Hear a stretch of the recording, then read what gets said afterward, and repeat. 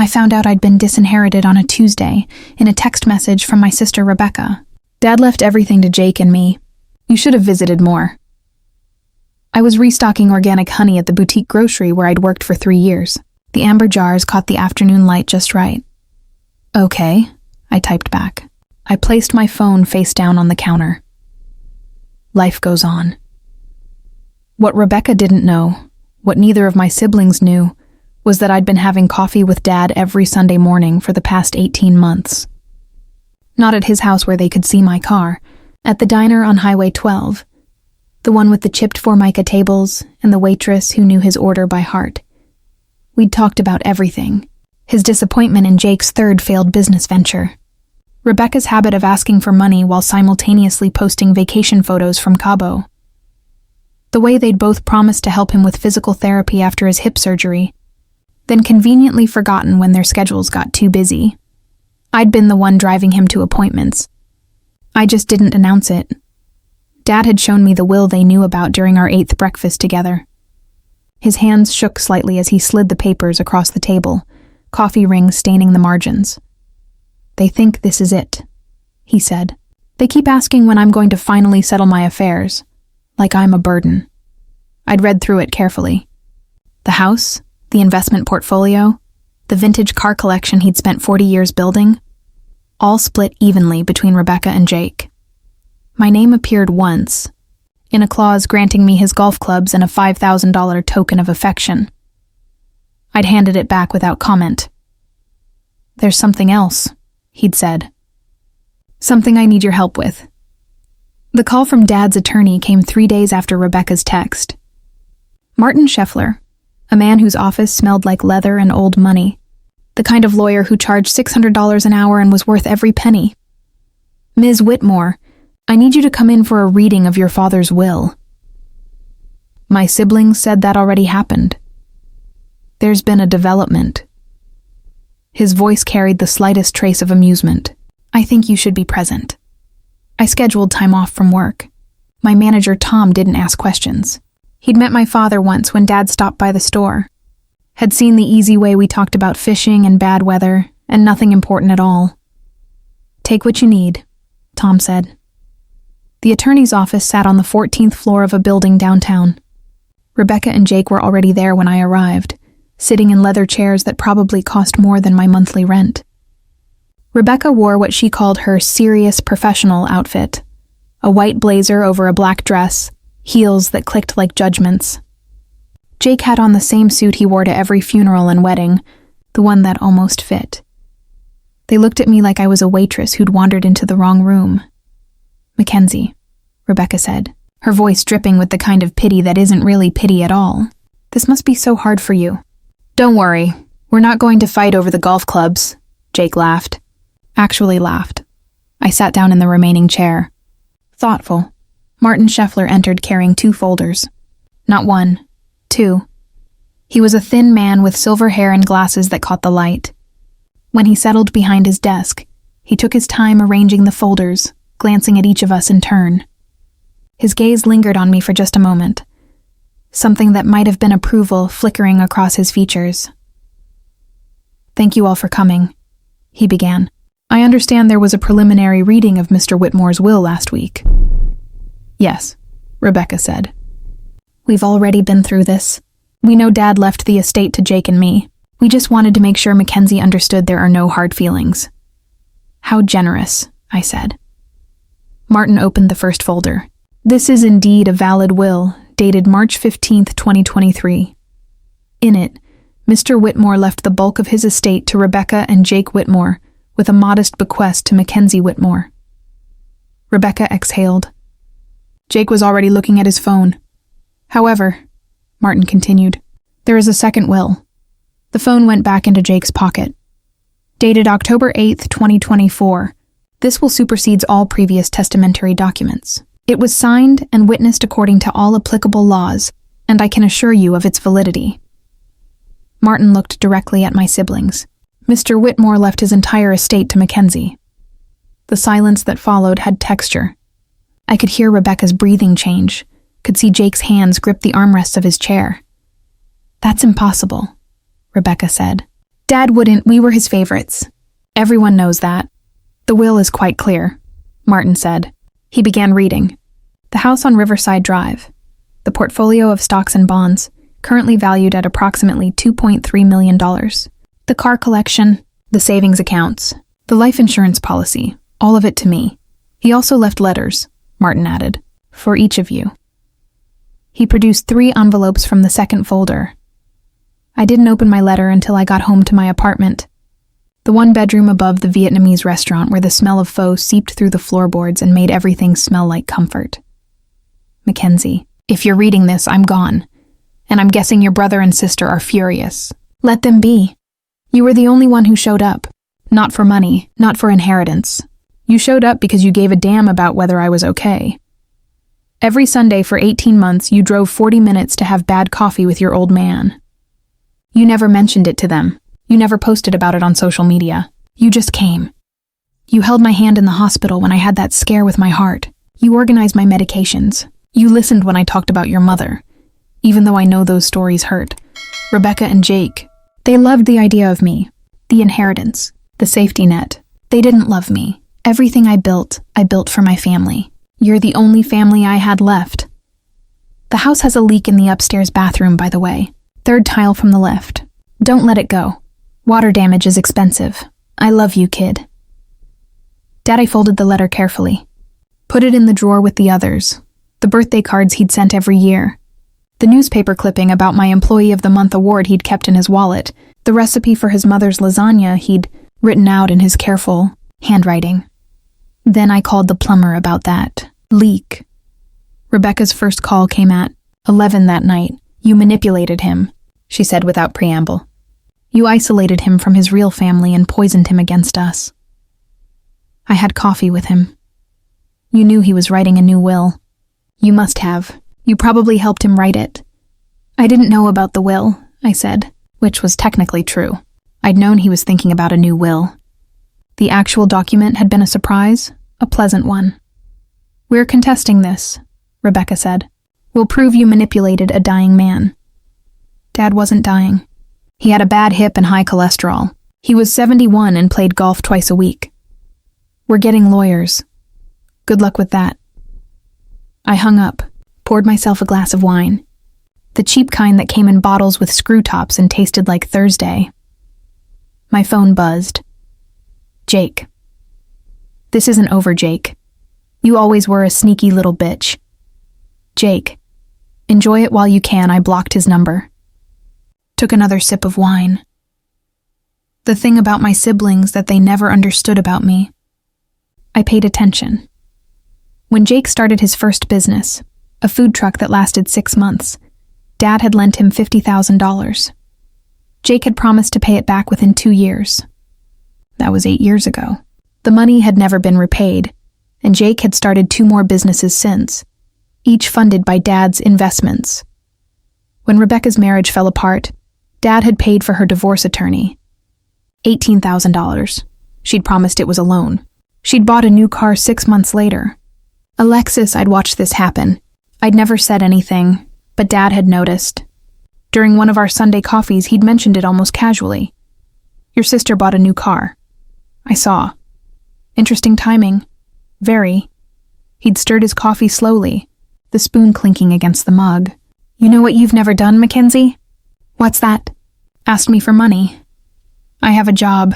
So do they, supposedly. We'd left it at that. But 2 weeks later, he'd opened a joint account with me. Just in case, he'd said. Just so someone responsible had access if something happened. He'd deposited $100,000 emergency fund, he'd explained. For real emergencies. Not Lexus's. I'd never touched it. Rebecca filed the contest to the will within 2 weeks. Her attorney was someone from her gym, a guy who specialized in personal injury cases and had taken exactly 1 estate law class in law school. Martin Scheffler sent me the filing with a note attached. Don't worry. The basis of Rebecca's case was essentially that I'd manipulated Dad during a time of diminished mental capacity. To prove this, she submitted as evidence Dad's hospital records from his hip surgery, which showed no cognitive impairment. Testimony from her and Jake about how withdrawn Dad had become, which mostly proved they hadn't seen him much. a theory about undue influence that hinged on the idea that I'd isolated him from his loving family. Martin's response was methodical. He presented receipts from our Sunday breakfasts, showing a pattern of regular, voluntary meetings spanning 18 months, testimony from Dad's doctor, confirming he'd been of sound mind right up until his death. Text messages from Rebecca and Jake to Dad, showing a pattern of requests for money and promises to visit that never materialized. My complete lack of financial benefit prior to Dad's death. No loans, no gifts. No advances, bank records showing Jake's unpaid loans totaling $127,000, Rebecca's unpaid loan of $18,000, and then the killing blow, video evidence. Dad had started recording things about 6 months before he died. Nothing dramatic, just him, sitting in his living room, talking to his phone camera. September 14th, 2024. Rebecca called today asking to borrow $10,000 for a business opportunity. I asked what kind of business. She got mad and said if I really loved her, I wouldn't question it. I told her no. She hasn't called back. September 28th, 2024. Jake showed up asking for money to invest in cryptocurrency. I asked if he'd paid back the $50,000 from 2016. He said that was different, and I was living in the past. I told him to leave. October 1st, 2024. Mackenzie drove me to my cardiologist appointment. We stopped for lunch after. She paid. She always pays, even though I tell her not to. We talked about her promotion at work. She's managing the whole organic section now. I'm so proud of her. October 5th, 2024. I'm changing my will. Not out of anger, out of clarity. I finally see which of my children actually cares whether I live or die.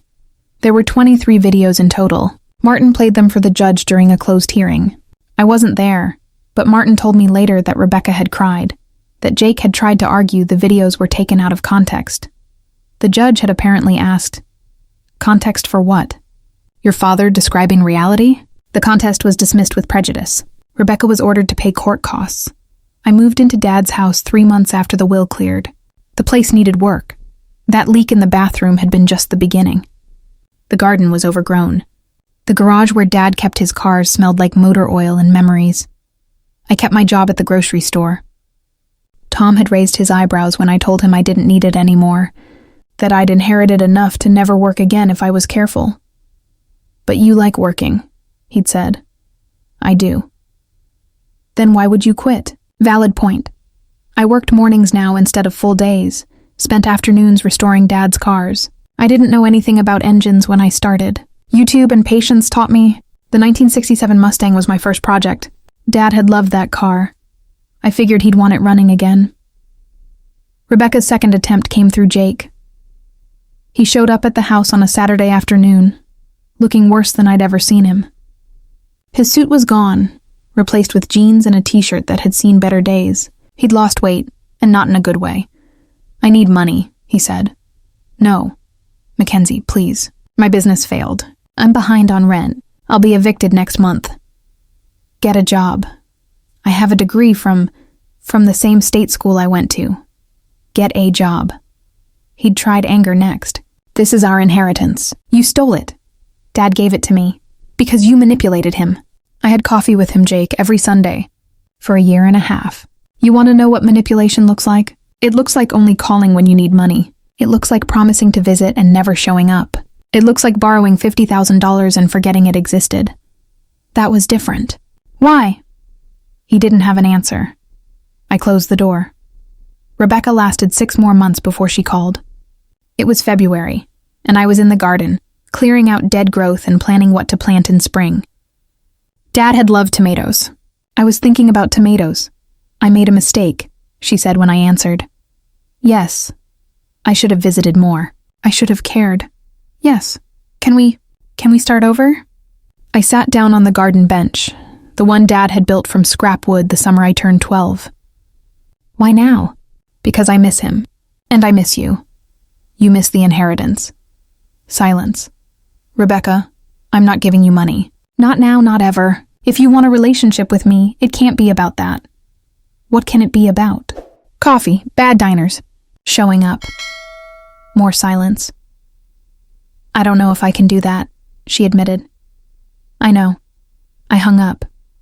A year after Dad died, I held my first car show in his honor. 20 vintage cars, all from Dad's collection, all restored and running. I'd learned to work on engines, learned to replace brake lines and rebuild carburetors, learned patience. The show raised $15,000 for the local hospice, the one that had helped Dad's friends during their final days. Jake didn't come. Rebecca sent flowers. The card said, "Thinking of you, progress maybe." Or just guilt with a Hallmark card. I didn't dwell on it. 2 years later, I expanded the grocery store's organic section into a full specialty department. Tom made me assistant manager. I worked 4 days a week now, spent the rest of my time volunteering at the senior center where Dad had played cards every Wednesday before his hip got bad. The seniors taught me bridge. I taught them how to use smartphones. We met in the middle. Jake got a job finally, something in sales. He sent me a text. Started working at Morrison's. Not glamorous, but it's something. I texted back. Good small words. But words. Rebecca moved to Arizona. Fresh start, she said. I didn't hear from her much, but her Christmas cards were always on time. She never asked for money again. Some bridges burned. Some bridges were just under construction. I found another one of Dad's videos last month, buried in an old folder on his computer. This one was dated October 20th, 2024, just 2 weeks before he died. He looked tired in it, but happy. If you're watching this, Mackenzie, everything worked out the way I hoped. You got the house. You got the cars. You got everything I built. Your brother and sister, they're probably angry. Let them be angry. Anger burns out eventually. What's left after is either growth or bitterness. That's their choice, not yours. You gave me my Sundays back. You gave me a reason to get up and make plans and remember what it felt like to be a father instead of just a wallet. I don't know what you'll do with all this. Knowing you, something practical, something kind, something that would make me proud. You already make me proud. Take care of that Mustang, will you? She needs a new starter motor. 3rd time's the charm. He smiled at the camera. Love you, kid. The video ended. I fixed the starter motor. Dad was right. 3rd time was the charm. The Mustang runs beautifully now. I drive it on Sundays. No particular destination in mind. Sometimes I stop at that diner on Highway 12. The coffee's still terrible. The Formica tables still have chips. The waitress remembers me. How's your dad? She asked once before remembering. He's good, I'd said. He's good. And he was. In the cars that run, in the house that doesn't leak, in the garden that grows tomatoes, in the inheritance that wasn't about money at all. It was about showing up. Rebecca and Jake never understood that. Maybe someday they will. Maybe they won't. Either way, I'm okay. I have bad coffee to drink and a starter motor that finally works and a life that feels like mine. That's enough. More than enough. Perfect.